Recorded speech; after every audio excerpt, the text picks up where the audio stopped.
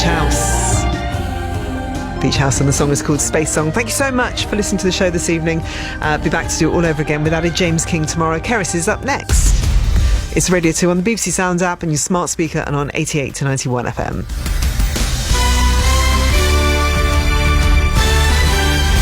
BBC News at 9 o'clock. This is Tom Harrigan.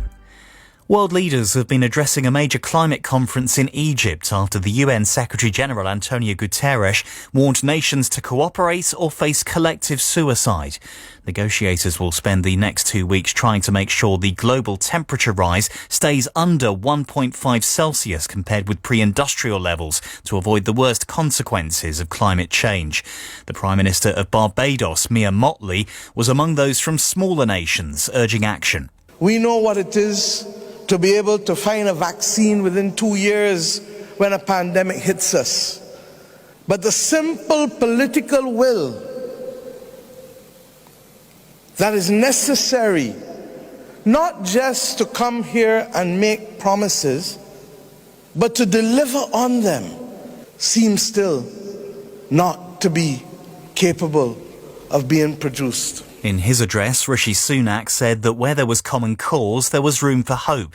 Scotland's First Minister Nicola Sturgeon joined calls for richer nations to set up a dedicated fund to help developing countries deal with global gas emissions. Mr Sunak has confirmed that the Cabinet Minister Sir Gavin Williamson is being investigated for sending offensive text messages to a senior Tory MP. The Prime Minister said he wanted to let the inquiry conclude before making any decisions about Sir Gavin's future. Rail commuters have been expressing frustration at the continued disruption to their journeys despite planned train strikes being called off. Our transport correspondent Casey Austin has more. Network Rail says its signal workers were all back at work on Saturday, so the tracks are open. They say a big factor for some train companies is the availability of drivers who weren't part of the strike, but their rosters were set for those reduced service strike days, and changing them at short notice is difficult for some operators. But there are other factors too. It's a complex operation to put on a full timetable again, getting the right number of staff in the right place at the right time and the software updated.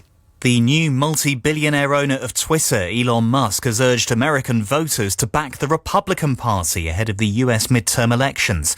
Tomorrow's poll could have big implications for Joe Biden's ability to govern, as well as kickstarting a new Republican presidential bid by Donald Trump. The White House press secretary, Karine Jean-Pierre, was asked about Elon Musk's comments. Every eligible American has the right to make their voices heard in this year's election. That is their right to do.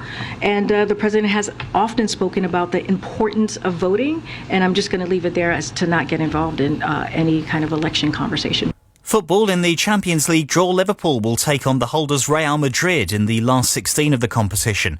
Tottenham will play the Italian giants AC Milan, while Manchester City and Chelsea both have German opposition in the form of RB Leipzig and Borussia Dortmund. BBC News, it's 9:03.